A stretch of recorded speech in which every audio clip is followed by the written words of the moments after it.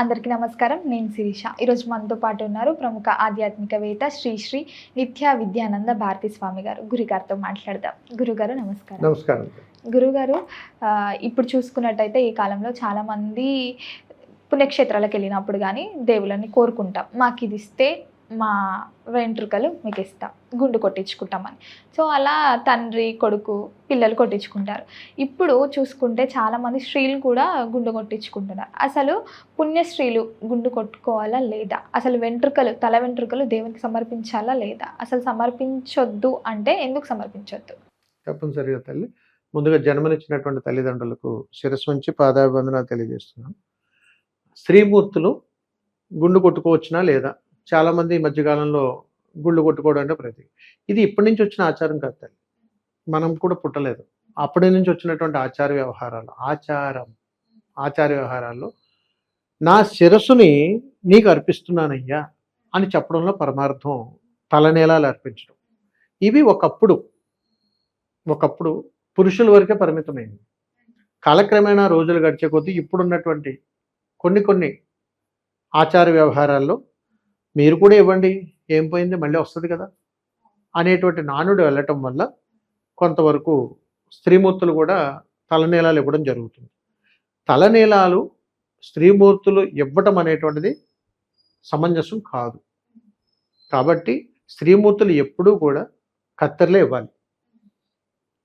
పురుషులు సంపూర్ణంగా అర్పించవచ్చు.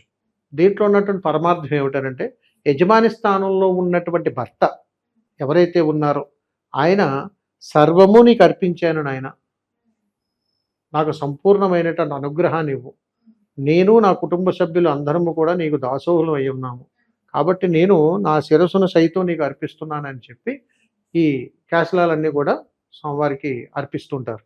అది అమ్మవారికి అర్పించిన దేవాలయాలు ఉన్నాయి, ఈ దేవాలయాలు కూడా ఉన్నాయి. ఇవన్నీ వారి వారి యొక్క అనుగ్రహాన్ని బట్టి, వారి సంకల్పాన్ని బట్టి వారు కొన్ని ఎంచుకుంటూ ఉంటారు. ఆ ఎంచుకునే విధానంలో మొక్కులు అనేటువంటి ఒక భావనలో మనం వెళ్తుంటాం. కొంతమంది ఒక 100 కొబ్బరికాయలు కొడతానని కొంతమంది నేను గుండు గీయించుకుంటానని కొంతమంది కాలినడకను వస్తానని కొంతమంది. ఏ రకంగా వచ్చినా సంకల్పం నెరవేరడం కోసం అది ఎక్కడి నుంచి వస్తుంది? అక్కడి నుంచి వస్తుంది. కాబట్టి మన మనసు మదిలో మెదిలినటువంటి ఆలోచనలు నిజం అవ్వడం కోసం నేను నీకు ఇది అర్పిస్తున్నాను, నాకు ఈ కోరిక తీర్చు అంటే మనం భగవంతుడికి ఇచ్చేటువంటి లంచం అంతే. నేను నీకు ఇది ఇస్తున్నాను, నాకు ఇది ఇవ్వు.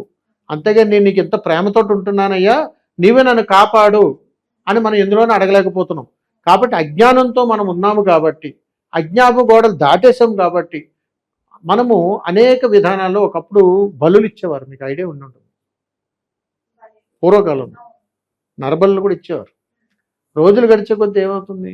జంతు బలి కలిగి ఇంకా రోజులు కొద్దీ ఇవన్నీ పోతాయి కాలక్రమేణా. ఇప్పుడు మనం కొబ్బరికాయ కొడుతున్నాం, అందుకని కపాలాన్ని పగలగొట్టి రక్తతర్పణం చెయ్యలేనయ్యా అని చెప్పి ఇదిగో నారికేళాన్ని నీకు ఇస్తున్నానని చెప్పి పగలగొట్టి భగవంతుడి మీద పెడుతున్నాం. అలాగే మనలో ఉన్నటువంటి అజ్ఞానాన్ని పోగొట్టుకోవడం కోసం ఈ దేహంలోంచి ఏదోటి నీకు సమర్పిస్తున్నాను, ప్రకృతి ధర్మం నుంచి కాదు, ఈ దేహంలోంచి నీకు ఏదోటి సమర్పిస్తున్నాను. అందుకని ఈ దేహాన్ని ఉపయోగించి వచ్చేటువంటి కాలినడకలు వచ్చేటువంటి శ్రమ నీకు అంకితం, ఈ దేహంలో వచ్చేటువంటి జడకురులు నీకు అంకితం. అంతేగాని నీ చేయిస్తాను కాలిస్తాను అని అనలేంగా, ఎందుకని మళ్ళీ వస్తాయిగా, అందుకని ఇస్తూ ఉంటాం. ఇవి ఇవ్వడంలో అర్థం ఏంటంటే, ఇవి మళ్ళా జన్మిస్తాయి, నేను మళ్ళా అంత అంధకారంతో ఉండను, నాకు మళ్ళా పూర్వవైభవాన్ని ఇవ్వయ్యా అని చెప్పి అన్నాం అని దాని పరమార్థం ఉంది. కాబట్టి పురుషులు ఎప్పుడూ కూడా చేసుకోవచ్చు, శిరోముండం చేసుకోవచ్చు, ఆడవాళ్ళు ఎప్పుడు కూడా చేయకూడదు. దీంట్లో ఉన్న పరమార్థం ఏమిటి అని అంటే, శుభప్రదాలని కొన్ని ఉంటాయి. తీర్థయాత్రల సంచారం చేసినప్పుడు, పుణ్యక్షేత్రాలు సందర్శించినప్పుడు ఎప్పుడు కూడా స్త్రీమూర్తి కేశలాలతోటి ఉండాలి. ఎప్పుడు కూడా శిరోముండనంతో ఎప్పుడు కూడా వెళ్ళటం రావడం చేయకూడదు. అందుకని స్త్రీమూర్తికి అది నిషేధం. అందుకని పురుషులకు మాత్రమే అది అవకాశం ఉన్నది. ఇకపోతే యుక్త వయసు వచ్చినటువంటి పిల్లల్లో 18 సంవత్సరాలు అంటే ఎవరికైతే ఈ రజస్వల్ల ఇది జరుగుతున్నాయో అలా జరగనటువంటి పిల్లలు ఆడపిల్లలనే ఇవ్వచ్చు. వీళ్ళందరూ భగవత్ స్వరూపులతో సమానం. ఒక స్థితికి వచ్చిన తర్వాత యథాశక్తి వస్తుంది. ఆ శక్తిని శక్తియుక్తంగా ఉండడం కోసం సర్వమంగళం ఉండాలని చెప్పి అద్భుతమైనటువంటి అనుగ్రహం ప్రతి శ్రీమూర్తికి ఉంటుంది. అందుకని సౌభాగ్యమైనటువంటి యోగాన్ని ఆ కుటుంబం మీద ఎప్పుడు ఉండాలి. కాబట్టి స్త్రీ ఎప్పుడు కూడా జడకురులతోటి ఆదిపరాశక్తి అమ్మవారిగానే ఉండాలని చెప్పేసి ఒక అనుగ్రహ వరం ఉంది. అందుకని స్త్రీలు ఎప్పుడు కూడా ఆ అనుగ్రహాన్ని పోగొట్టుకోకూడదని ఉంటుంది. దానివల్ల యథాశక్తి ఆ ఇంట్లో అద్భుతం ఏమిటి మహాశక్తిగా ప్రసరణ జరగాలని చెప్పి పార్వతీ అలంకరణలోను, ఇక్కడికి వచ్చేటప్పటికి భగవంతుడు ఇతని యథాస్థానం యజమాని స్థానంలో ఉండి సర్వము నేను నీకు అర్పించగలుగుతాను, నా దేహం నుంచి ఏదైనా ఒక భాగాన్ని అని చెప్పి వీళ్ళేమో శిరోముండనం చేసిన ఆడవాళ్ళు వచ్చే జరగత్తులు ఇస్తుంటారు. ఈ విధంగా భగవంతుడికి సమర్పిస్తారు. ఇవి మొక్కులు మాత్రమే, ఆచారం కాదు. మొక్కులు నేను భగవంతుడు మొక్కున్నా నా దేహం నుంచి ఏదో ఒకటి నీకు సమర్పిస్తున్నానయ్యా అని, అంతే తల్లి. గురుగారు ముఖ్యంగా ఇప్పుడు మనం తలనీలాల గురించి సమర్పించుకోవడం గురించి మాట్లాడుకుంటాం. అలాగే అసలు ఎలా ప్రారంభించాలి, అసలు మనం ఎలా వెళ్ళాలి? ఇప్పుడు ముఖ్యంగా చూసుకుంటే తిరుపతి దేవస్థానంలో ఇస్తుంటాం, ఇప్పుడు నార్మల్గా వేరే వేరే గుళ్ళల్లో కూడా ఇస్తుంటాం. అసలు ఇవ్వడానికి అసలు దేనికి కారణంగా ఇవ్వగలం దీన్ని? తప్పనిసరిగా తల్లి, ఈ మొక్కులు ఎలా తీర్చుకోవాలి, ఈ తలనీలాలు కూడా ఎలా ఇవ్వాలి, దీనికి ఏమైనా సాంప్రదాయం ఉన్నదా అంటే ఖచ్చితంగా ఉంది. ఎందుకనంటే మనం ఏ గ్రామంలో అయితే పుట్టామో, ఏ గ్రామంలో మనం ఉంటున్నామో, ఏ గ్రామంలో మనం నివాసం ఉంటున్నామో, అంటే ఈ ఆడబడుచు ఇంకొక ఊరు వెళ్తుంది, అక్కడ ఆడబడుచు ఇంకొక ఊరు వస్తుంది. ఎక్కడి నుంచి ఎక్కడికి వచ్చినా మనం ఎక్కడైతే సంతానానికి అంటున్నామో అనేటువంటిది మన పుట్టినిల్లు అవుతుంది. మన బిడ్డలతోటి భర్తతోటి ఎక్కడైతే పెరుగుతున్నామో అదొక ఊరు అవుతుంది. అంటే మనం ఎక్కడైతే ఉంటున్నామో ఆ గ్రామం. మనం ఏ గ్రామం నుంచి అయితే బయలుదేరి వెళ్తున్నామో, ఎక్కడైతే మనం మొక్కులు తీర్చుకోవాలని అనుకుంటున్నామో, ఎక్కడైతే ఇక్కడ ఈ శిరోముండం చేయించుకోవాలని అనుకుంటున్నాము, అంటే ఈ జుట్టుని మనం మొక్కుకుని బయలుదేరుతున్నాము, ఇది కాకుండా ఏ ముడుపులైనా సరే తీసుకుని మనం బయలుదేరాలని అనుకుంటున్నాము, అక్కడ చేయవలసినటువంటి నియమాలు చాలా ఉన్నాయి. ఆ నియమాల్లో మొట్టమొదటిది ఏమిటనంటే, నువ్వు అక్కడ భగవంతుడికి అర్పించేటువంటి తలనీలాలే కావచ్చు, మొక్కులు కావచ్చు, ముడుపులు కావచ్చు, ఏదైనా కావచ్చు, అక్కడ సంపూర్ణంగా అందింది, తీసుకున్నాడు ఆయన, స్వీకరించాడని నీకు ఎలా తెలుస్తుంది? తెలియదు. అందుకని మనం చాలా ప్యాషన్గా వెళ్ళిపోతాం. ఫ్యాషన్కి వెళ్ళిపోయి గుడి గీయించుకుని వచ్చి తిరుపతి వెళ్ళానంట, సింపుల్గా అంటాం మనం తిరుపతి వెళ్ళొచ్చామని, లేకపోతే విజయవాడ వెళ్ళొచ్చావా అంటాం, లేకపోతే ఇంకో గుడి వెళ్ళా, శ్రీశైలం వెళ్ళామంటాం. అంటే పుణ్యక్షేత్రాల పేర్లు ఏదో ఒకటి చెప్తాం, మనం మొక్కుకుంటాం. అసలు ఎలా వెళ్ళాలి, ఆ ధర్మాన్ని ఎలా నిర్వర్తించుకోవాలి? ఇప్పుడు భోజనం ఎలా చేయాలి తల్లి, మధ్యాహ్నం లంచ్ ఎలా చేయాలి అంటే పద్ధతిగా కూర్చొని సిస్టమ్ ఉంది కదా. ఇప్పుడు మధ్యాహ్నం 1 గంట తినేదానికి ఉదయమే మనం అన్ని రెడీ చేసుకుని బాక్స్లో పెట్టుకుని ఆఫీస్కి వస్తాం, ఇంటికాడికి పోయేటానికి పొద్దున అన్ని రెడీ చేసుకుంటాం, ప్రిపరేషన్ ఉంటుంది, రాత్రి తినేదానికి ఒక ప్రిపరేషన్ ఉంటుంది. మరి వీటికి ప్రిపరేషన్ ఉంది కదా.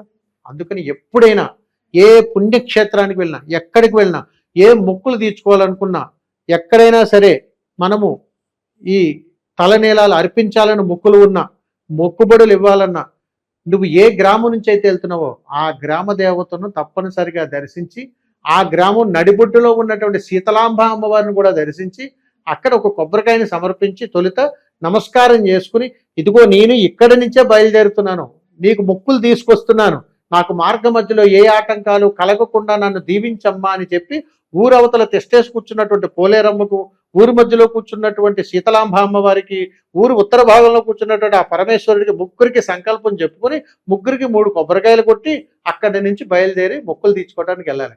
ఆ మొక్కులు మాత్రమే నువ్వు ఏ పుణ్యక్షేత్రానికి వెళ్ళి వాళ్ళు స్వీకరిస్తారు తప్ప రిమైనింగ్ ఏ మొక్కులు నువ్వు ఎన్నిసార్లు తీసినా మళ్ళీ వెళ్తూనే ఉంటాం. ఈ ధర్మం తెలుసుకున్న తర్వాత ఒకసారి వెళ్తే చాలు తల్లి, జీవితకాలం మొక్కులు మొక్కుకోకర్లేదు. అలాగే గురుగారు, ఇప్పుడు మనం మొక్కుంటాం, పిల్లలు పుట్టాక వీళ్ళ ఫస్ట్ ఎంటికలు ఈ దేవుడికి సమర్పిస్తాం. ఇప్పుడు ఏదో దూరంగా, ఇప్పుడు మనం ఇక్కడ ఉన్న ప్రాంతం కాకుండా వేరే దూర ప్రాంతానికి మొక్కుకున్నప్పుడు, మనం వెళ్ళలేని స్థితిలో ఉన్నప్పుడు పుట్టిన వాళ్ళ పిల్లలు మనం ఇక్కడే ఎంటికలు తీసి ఆ ఎంటికలు ఎవరన్నా ఆ పుణ్యక్షేత్రాలకు వెళ్తున్న వాళ్ళకి ఇస్తే అలా ఇవ్వచ్చు అంటారా? ఇది స్వార్థము తల్లి. అవసరం తీరేంత వరకునేమో మనం మొక్కులు మొక్కుకుని నాకు అనుగ్రహం కావాలి భగవంతుడు అని చెప్పి అన్ని ఇచ్చిన తర్వాత, ఇది నాకు రావటానికి కుదరతలేదు, చాలా దూరం అయిపోయింది, ఎవరో ఒకరికి ఇచ్చి పంపిస్తున్నామని అడిగితే కొరియర్లో భగవంతుడి అనుగ్రహం ఎలా వస్తుంది తల్లి? సో అలా ఇవ్వకూడదు. అందుకని నేరుగా మనమే వెళ్ళి మన స్వహస్త్రాల్లో మనం తీర్చుకునేటువంటి వాటిని మొక్కులు మొక్కుబడులు అంటారు తప్ప, వేరే వాళ్ళు ఎవరో తీసుకెళ్ళి మీరు వెళ్తున్నారు కదా ఈ ముడుపులు తీసుకెళ్ళి హుండీలో వేసానంటే అవదు. వేరే వాళ్ళకి పుణ్యం ఇచ్చిన మనం కొంచెం తీసుకున్నాడు అనుకో, భగవంతుడు ఎలా కుదురుతుంది? అంటే మనం చాలా ముడుపులు కట్టి ఎవరైనా వెళ్తున్నానంటే ఇస్తాం కదా గురు. ఇవన్నీ అర్థం లేని ప్రయాణాలు ఇవన్నీ, అలా చేయకూడదు అంటారు. అయితే గురుగారు మొత్తం మీద మాకు తెలియని ఎన్నో విషయాల గురించి తెలియజేసినందుకు ధన్యవాదాలు. శుభం తల్లి, నమస్కారం.